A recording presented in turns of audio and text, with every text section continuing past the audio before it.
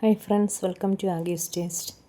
ഞാൻ എത്തിയിരിക്കുന്നത് ചെങ്കലവ അല്ലെങ്കിൽ ചോപ്പങ്കോര കൊണ്ടുള്ള ഒരു കറിയുടെ റെസിപ്പിയുമായിട്ടാണ് കേട്ടോ.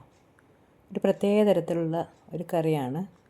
നമ്മൾ തേങ്ങ അരച്ച് വെക്കുന്ന കറിയില്ലേ, അതുപോലെയുള്ള ഒരു കറിയാണ്, പക്ഷെ തേങ്ങ ചേർക്കുന്നില്ല. അപ്പോൾ അതിനായിട്ട് ഞാനൊരു പാൻ വെച്ച് ഒരു 2 ടീസ്പൂൺ എണ്ണ ഒഴിച്ചു കൊടുത്തിട്ടുണ്ട്. വെളിച്ചെണ്ണയാണ് ഒഴിച്ചു കൊടുത്തിരിക്കുന്നത് കേട്ടോ. അതിലേക്കൊരു 7-8 അല്ലി വെളുത്തുള്ളി ഞാനിട്ട് കൊടുക്കുന്നുണ്ട്.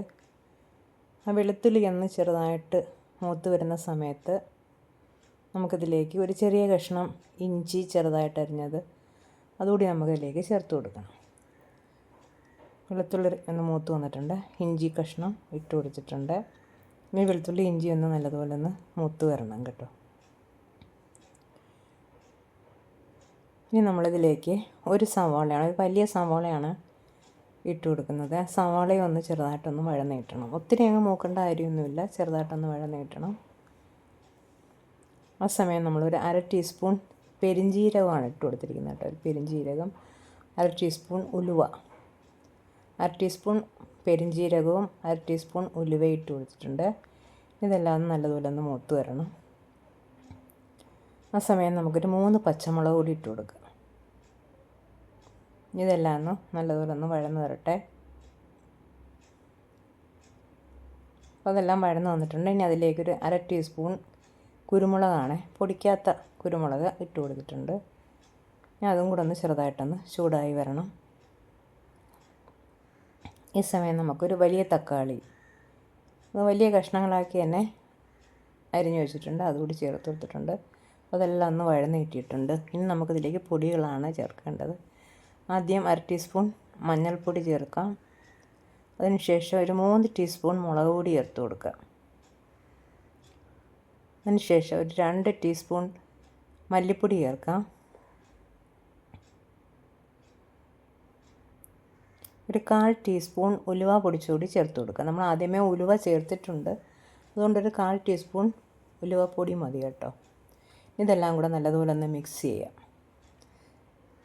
ഞാൻ സ്റ്റൗ ഓഫ് ചെയ്തിട്ടാണ് പൊടിയെല്ലാം ഇട്ട് കൊടുത്ത്, അല്ലെങ്കിൽ നമ്മൾ ഓൺ ചെയ്ത് വെച്ച് കൊടുത്തു കഴിഞ്ഞാൽ കരിഞ്ഞു പോകും. അതുകൊണ്ട് ഞാൻ ഓഫ് ചെയ്തിട്ട് ആ പാനിൻ്റെ ചൂടിൽ അതൊന്ന് മൂപ്പിച്ചെടുക്കുകയാണ് ചെയ്യുന്നത്. ഇനി തണുത്ത് വരുമ്പോൾ നമുക്കിതൊന്ന് അരച്ചെടുക്കണം. അതിനായിട്ട് ഞാനൊരു മിക്സിയുടെ ജാർ എടുത്തിട്ടുണ്ട്. അരപ്പെല്ലാം തണുത്ത് വന്നിട്ടുണ്ട്. ഇനി നമുക്കതിലേക്ക് ഇട്ട് കൊടുക്കാം. കുറച്ച് വെള്ളവും കൂടെ ചേർത്ത് നമുക്കിതിനെ ഒന്ന് നല്ലതുപോലെ അരച്ചിട്ട് വരാം.